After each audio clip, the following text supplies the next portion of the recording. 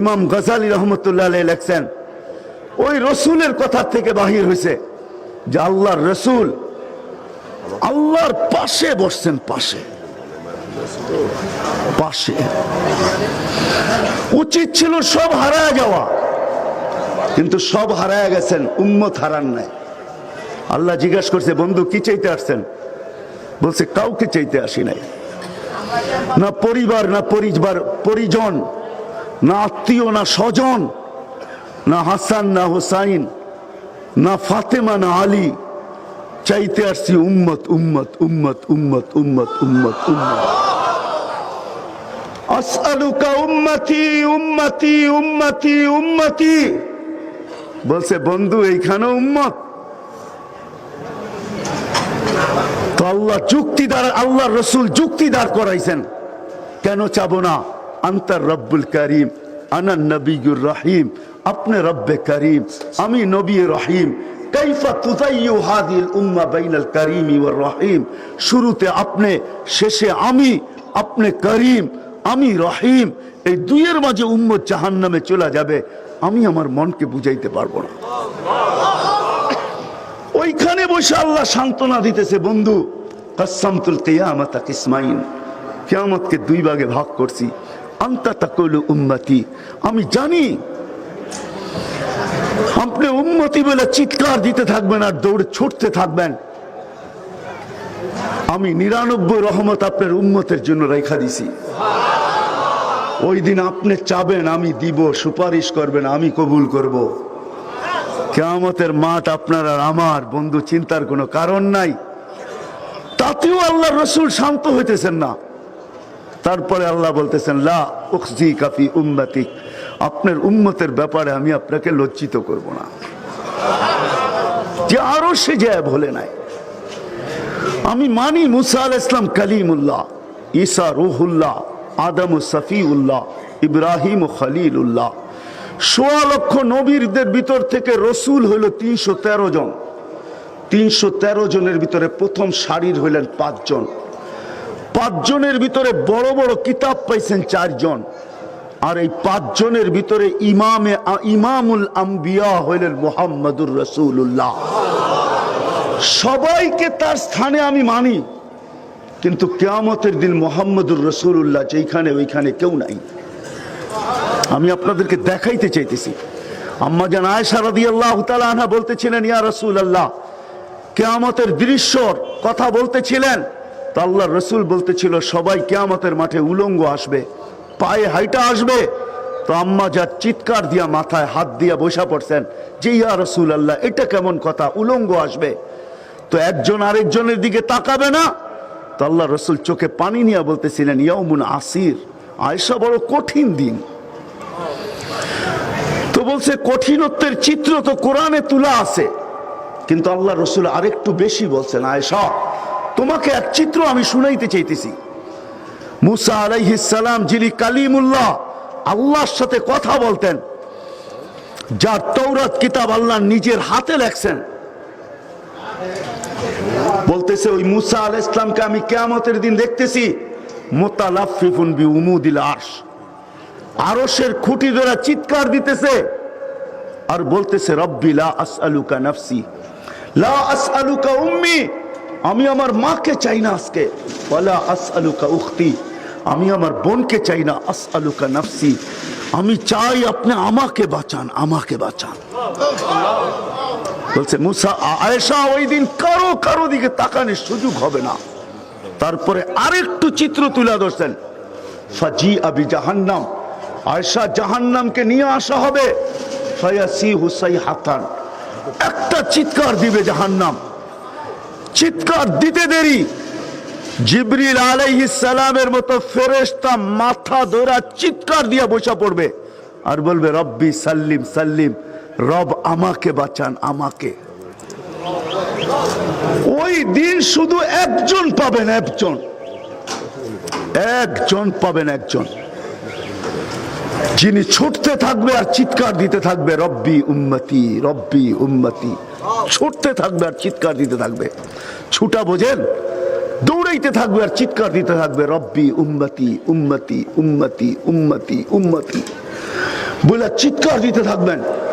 আল্লাহ রসুল বলে আমার মনে পড়বে উম্মত মনে হয় পিপাসায় কাতর, তো হাউজে কাউসারের কাছে দৌড়ে আসবেন, দেখবেন হ্যাঁ কাতর হয়ে পড়ে আছে পিপাসায়, তো নিজের হাতে উঠাবেন, পেয়ালা নিজের হাতে ভরবেন, ঠোঁটে লাগাবেন আর বলবেন তাশরাব তাজমান বাদাহা লা তাজমান বাদাহা আবাদা, পান করো, এক ফোঁটাও যদি ভিতরে নিতে পারো আর জীবনে কোনোদিন পিপাসা লাগবে না।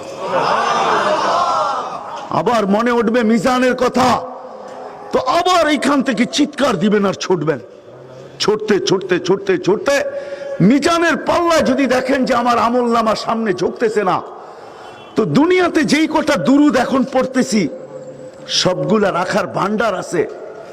আপনার আর আমার নামে বক্স আছে, বক্স, ওইখানে জমা হইতেছে, উপরে বাপের নাম সহ লেখা আছে।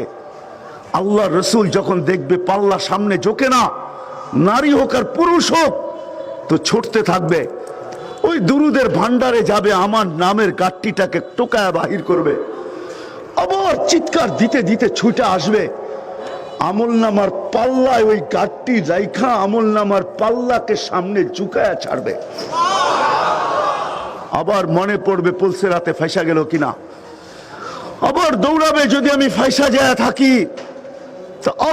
আবার মাথার উপরে দিয়া বলবে ধরে রাখো, এটা মাথায় নিয়ে পার হয়ে যাও, এটা মাথায় দিতে দেরি পলসে রাত কাইপা উঠতে দেরি হবে না, দুজক চিৎকার দিতে দেরি হবে না, যে না এটা নিয়ে আমার ভিতরে পড়ো না তুমি, এটা নিয়ে যদি আমার ভিতরে পড়লা তো আমার অস্তিত্ব বিলীন হয়ে যাবে, কেননা তোমার মাথার গাট্টিতে দুরুদ রাখা আছে, দুরুদ।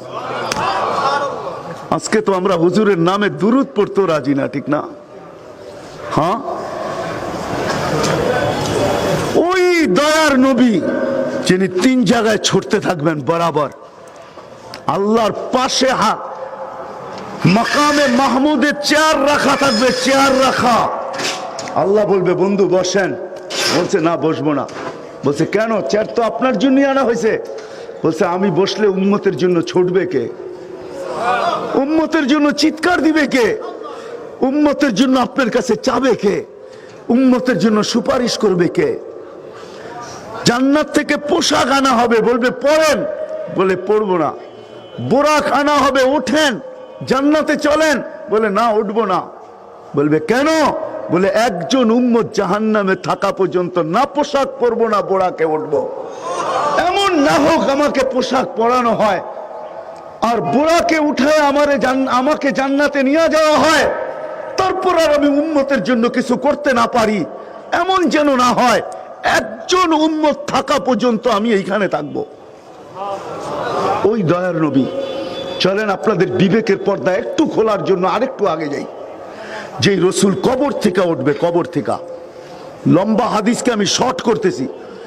জিবরিল আলাইহিস সালাম যখন পর মারবে মাকামে মাহমুদে নিয়ে যাওয়ার জন্য, আর বলবে কুমিয়া হাবিবার রহমান, আল্লাহর বন্ধু উঠেন, তখন কবর থেকে উঠবেন, চোখে থাকবে পানি, মুখে থাকবে আওয়াজ।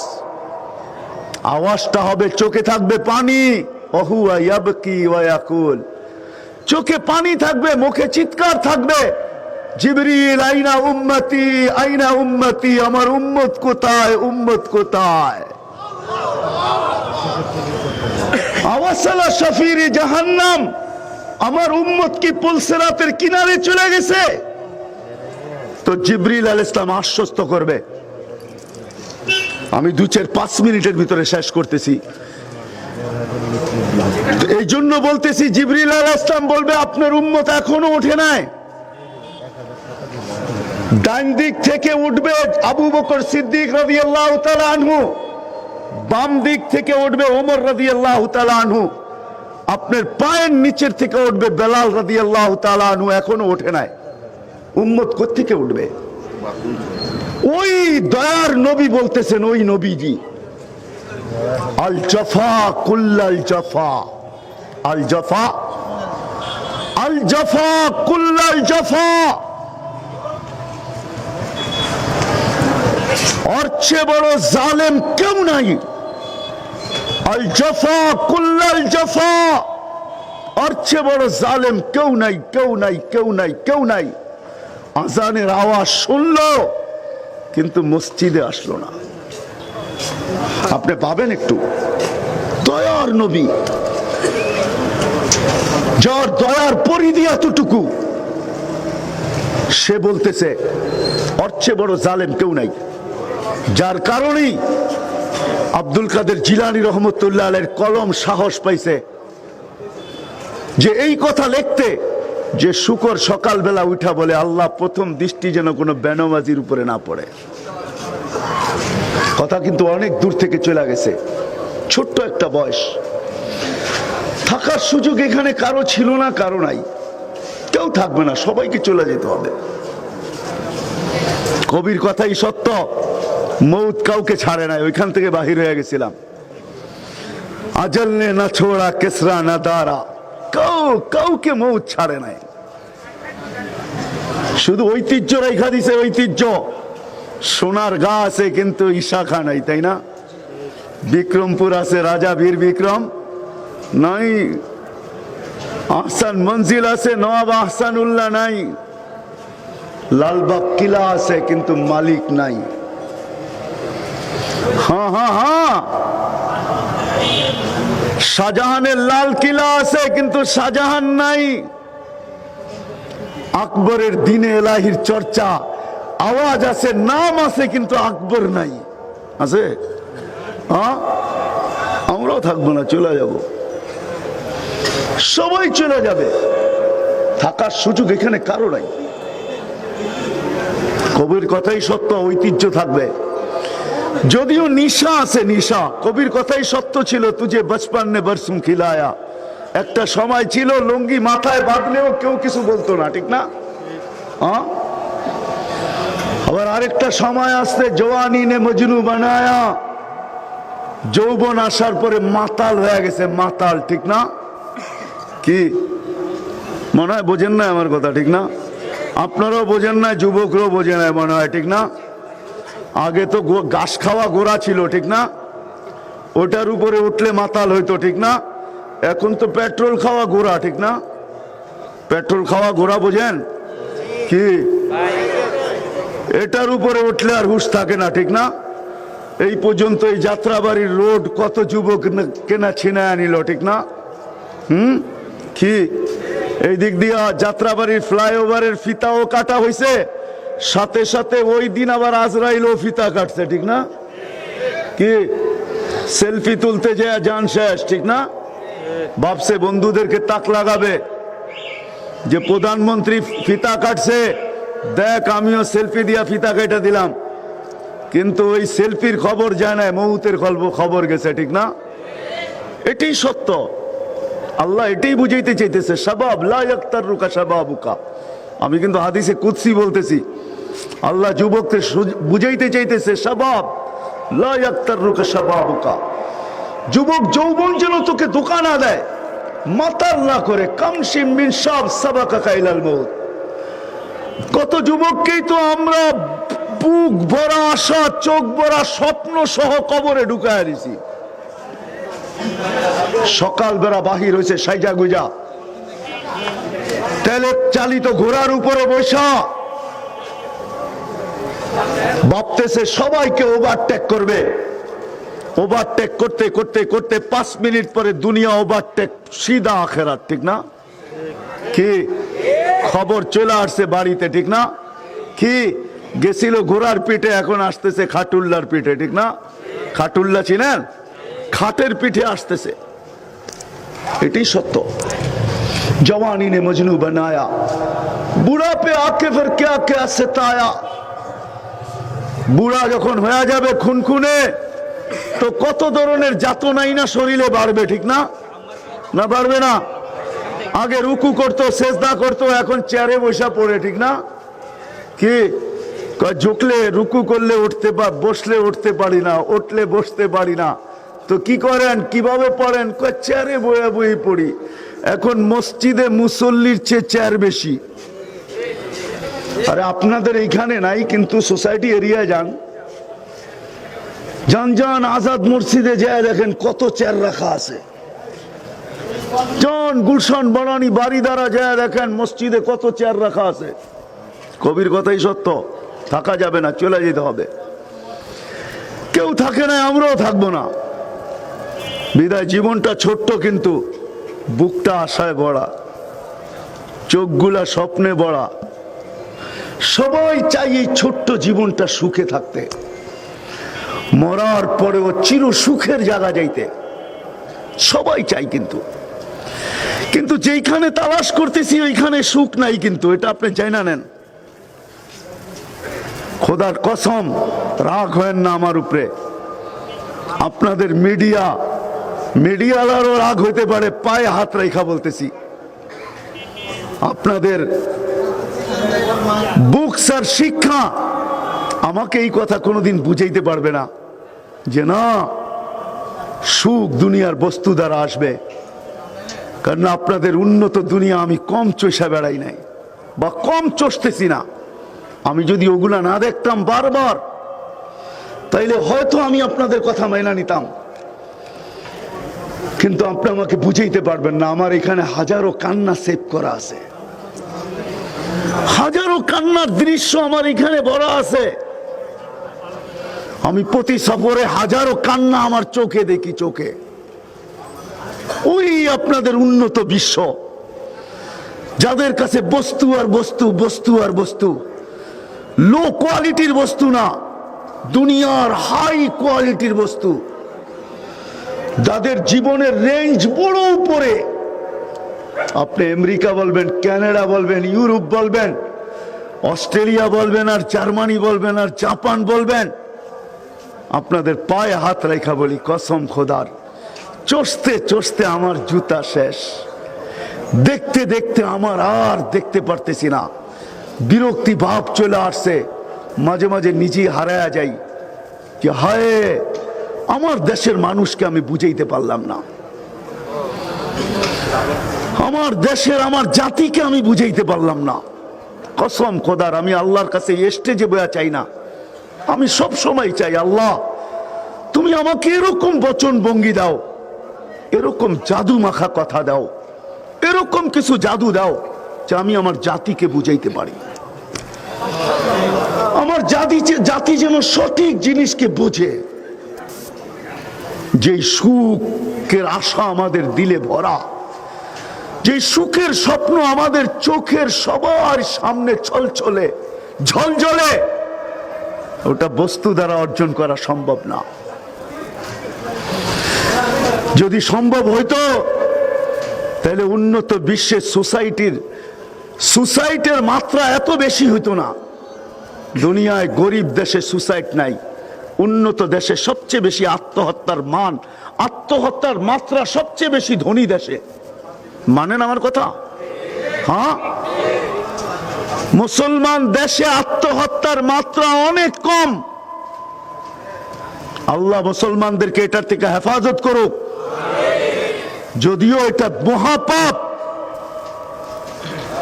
কিন্তু উন্নত দেশে আত্মহত্যার মাত্রা অনেক অনেক গুণে বেশি।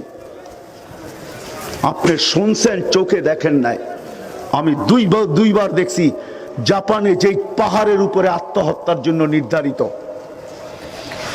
আমি ওই দেশ দেখছি যেই দেশের ভিতরে কোনো ব্যক্তি যদি আত্মহত্যা করতে চায় তাহলে সরকারিভাবে অনুমতি দেওয়া হয়। সেটা হলো সুইডেন। সুইডেনে কোনো ব্যক্তি যদি আত্মহত্যা করতে চায়, সরকারের কাছে দরখাস্ত করে, তো সরকার মঞ্জুরি দিবে, তুমি আত্মহত্যা করতে পারো, তোমার জন্য অনুমতি আছে, যাও। আপনি আমাকে বুঝাইতে চেষ্টা করেন না, আমি আপনাদেরকে এই জন্য নিয়ে যেতেছি।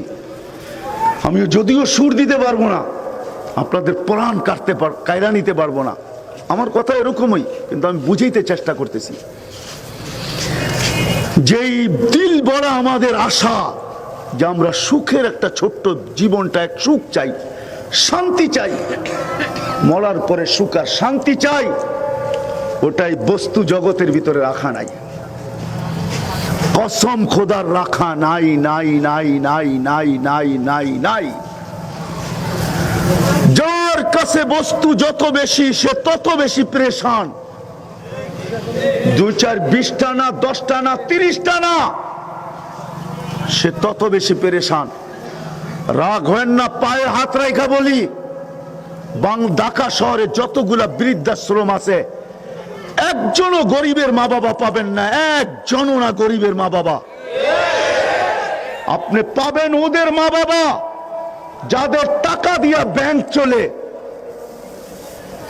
যাদের টাকা দিয়া ব্যাংক চলে, যাদের ফ্যাক্টরির আয় দ্বারা হাজার হাজার মানুষের সংসার চলে, ঘর চলে, বিরাট বিরাট শিক্ষিত, এডুকেটেড, দুনিয়ার বড় বড় ইউনিভার্সিটির থেকে ডিগ্রি প্রাপ্ত, বিরাট বিরাট পদের মালিক, ওদের মা বাবা পাবেন বৃদ্ধাশ্রমে। কসম খোদার, কোন রিক্সাওয়ালার মা বাবা পাবেন না। যদি বস্তুই মানুষকে সুখ দিত তাহলে ওই মা বাবাকে সুখ দিল না কেন? সে বৃদ্ধাশ্রমে ধুইকা ধুইকা মরে কেন? সে সন্তানের কাছে নিজের গায়ের রক্ত দিয়ে চিঠি লেখে কেন? সে চোখের পানি ঝরাইতে ঝরাইতে সে মৃত্যুর কোলে পতিত হয় কেন? কিন্তু একটা রিক্সাওয়ালাকে বলেন তোর মাকে দিয়ায়, তোর বাবাকে দিয়ায়, এইখানে কাউকে জিজ্ঞাসা করেন রিক্সাওয়ালা থাকলে, ও 20টা গালি দিবে। ও বলবে রিক্সা কেন, দরকার হলে রক্ত বেচবো, গা দরকার হলে কিডনি বেচবো, তারপরও মাকে পালবো। বস্তু দিয়ে সুখ আনা যায় না।